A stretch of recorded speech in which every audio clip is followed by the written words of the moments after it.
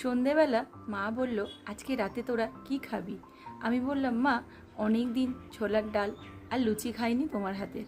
বোন সঙ্গে সঙ্গে শুনে বলল যে, হ্যাঁ মা, তুমি সেই টিফিনে ছোটোবেলায় দিতে না ছোলার ডালটা, লুচিটা, আজকে না ছোলার ডালটা ঠিক ওইভাবেই তুমি রান্না করো।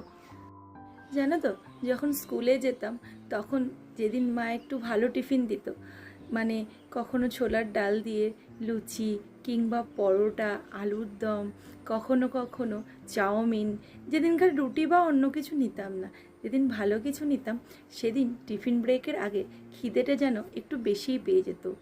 আমি আমার বান্ধবী দুজনে মিলে যখন স্যার ক্লাস করাতো বা ম্যাম, লুকিয়ে লুকিয়ে টিফিন বক্স থেকে একটু একটু করে লুচি ছিঁড়ে ছিঁড়ে খেয়ে নিতাম।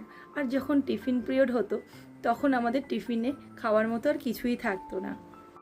ঠিক তেমনই এখনও যখন মায়ের বাড়িতে যাই, মা কিংবা ঠাম্মা কিংবা কাকিমা যখন ভালো কিছু রান্না করে, সেদিন যেন খিদাটা আরও বেশি পেয়ে যায়। এখানে মা আর ঠাম্মা দুজনে মিলে লুচি বেলছে। আমাকে বলল, আমি যখন লুচিটা বেলছি তাহলে তুই কি লুচিটা ভেজে দিবি? তখন আমি বললাম, ঠিক আছে, তোমরা যখন বেলছো আমি আর বোন মিলে লুচিটা ভাজি। তখনই বোন বলল, কেন, তোরা যখন রয়েছিস আমি কেন লুচি ভাজবো? তুই যা, লুচিটা ভেজে নিয়ে আয় আর আমাকে গরম গরম লুচিটা খেতে দে। আমি ভাবলাম ও ওরকম বললেও নিশ্চয়ই আমার সাথে হাতে হাত লাগাতে আসবে, কিন্তু সত্যি ও এলো না।